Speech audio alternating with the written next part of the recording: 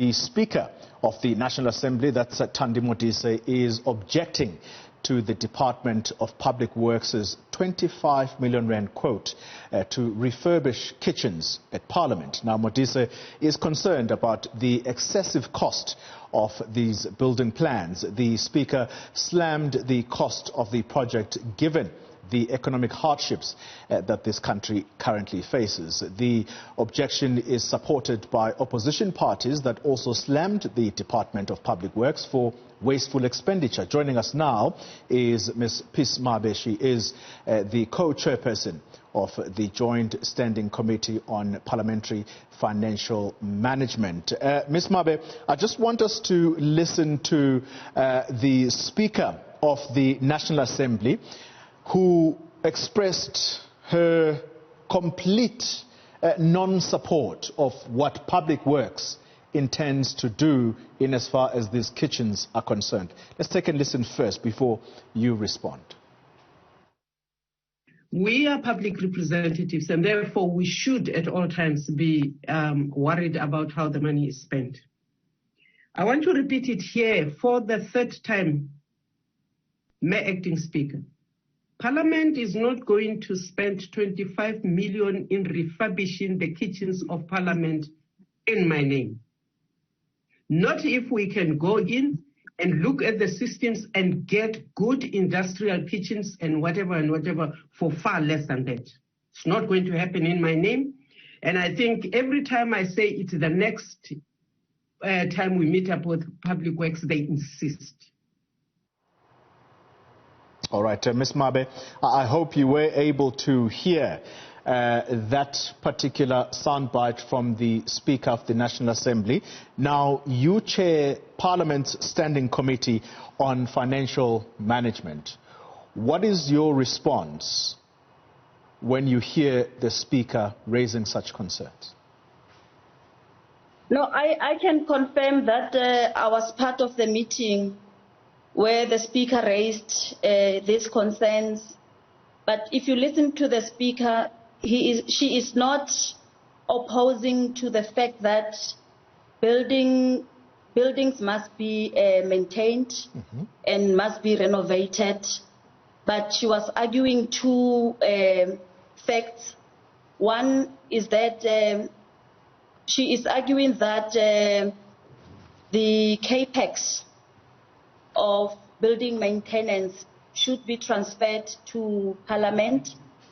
Parliament should be responsible and should direct on which buildings must be renovated, and Parliament must also give its own motivations for that. Yeah. As opposed to the current situation, which is the Public Works that does that. Yeah. The second issue is that she's arguing the value for money.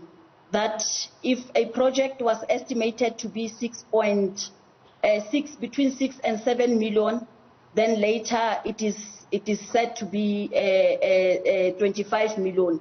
There should be a report that really supports that, and the report should be convincing. So where do you stand then as the Standing Committee on Financial Management at Parliament? Do you support the Speaker's stance on this matter? Of course, as members of Parliament, it is our core business to make sure that when monies are spent, they should be spent based on what is value for money. We would not want luxurious kitchens when people don't have running water, when our people are unemployed and hungry. We just want good kitchens that can be in a good condition, that will not cause any hazards, and we don't want luxury. For as long as they are clean and they are safe to work in and to use, we'll be happy with that. Anything that will save money for the state, we are happy to support as the portfolio committee. Let me ask you the question. You've just said that the cost of this refurbishment, if we can call it that, of these kitchens was actually quoted at around 6 to 9 million. And it's now escalated to 25 million rand. How did Public Works justify this amount ballooning by this much? Well, according to the reports, they are saying that when the project was conceptualized, they did not pay they did not pay attention to many factors, and the department only looked at the casual upgrade without the consideration given to whether the standard of equipment were still proper or not. Mm-hmm. Now, when they have, remember that this is not a project that has started now, if you've also listened to the speaker. Mm. It's a project that has been in their discussions for many years, mm-hmm. Even in the 5th Parliament. So now they are saying that the kitchens are now in a worse condition than they were in the previous years. Yeah. That could be one of the reasons why the money has escalated. But I mean, from 6 to 7 million, that was estimated to 25 million. It's a lot of money. Yeah. We all agree that it's a lot of money. And I'm glad that you raise the issue that the Speaker, it's not the first time that she's raising this, and this is actually an ongoing concern on the part of the Speaker. I just want us to listen to her one more time, where she actually does point out that this is actually an ongoing problem or an ongoing argument that she is having with Public Works. Let's take a listen to what the Speaker had to say next. And that is why when we approached the President, we said we are prepared to take over our maintenance budget. And he agreed. He agreed. So the future structure of Parliament must have, one, a qualified CFO, two, somebody in finance who is a contract lawyer, somebody who will keep an eye there. And therefore, the mistake, to be honest, as far as I'm concerned, is both on Public Works continue to take us for a ride, and from Parliament continuing to rely on Public Works, who takes us for a ride. Ms. Mabe, there is the Speaker. She says that Public Works is taking Parliament for a ride. Where is Public Works, and where is the Minister, importantly, of Public Works, and what does she have to say when the Speaker has such words for her department? This was a meeting held just last Friday. Well, I would not have information with regard to the discussions between the executive authorities and the Minister. But what I know is that, yes, there were meetings where the Minister was also involved, and apparently the Deputy Minister as well, and officials from the Department of Public Works and officials from Parliament. But I would not necessarily have that information. The Speaker did, yes, indicate that this is not coming for the first time. They have been trying in many ways in trying to bring this matter back to the agenda of Public Works and the executive authorities. All right. Well, perhaps let's conclude our discussions then. Your committee, your specific committee, what is the stance, therefore, that all this work to try and refurbish the parliamentary kitchens, or whether it be the homes, the so-called parliamentary village where members of parliament stay, because there have been excessive amounts of monies that have been used to actually refurbish those homes, and when you actually get to the work done, and I'm not saying things that at the top of my head here, this is stuff that has been written and this is stuff that we have listened to coming out of Parliament, there clearly has been wastage. So how far is the process of Parliament taking over the responsibility of refurbishing its own properties?